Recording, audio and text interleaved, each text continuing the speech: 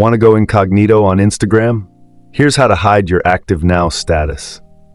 If you don't want people knowing when you're online, you can easily turn off this feature, and I'll show you exactly how to do it.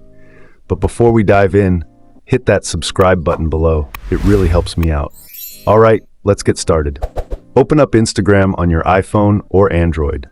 First, tap the messages icon at the top right. You'll notice some people have a status like active 6 minutes ago or active now. If you'd rather keep that private, here's what to do. 1. Tap your profile icon at the bottom right. 2. Hit the 3 lines in the top right corner. 3. Head into Settings and Privacy and scroll to Messages and Story Replies. 4. Look for Show Activity Status and simply toggle it off. Boom, now no one can see when you're online.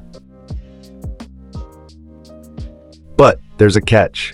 Once you turn this off, you also won't be able to see when others are online. Fair trade-off?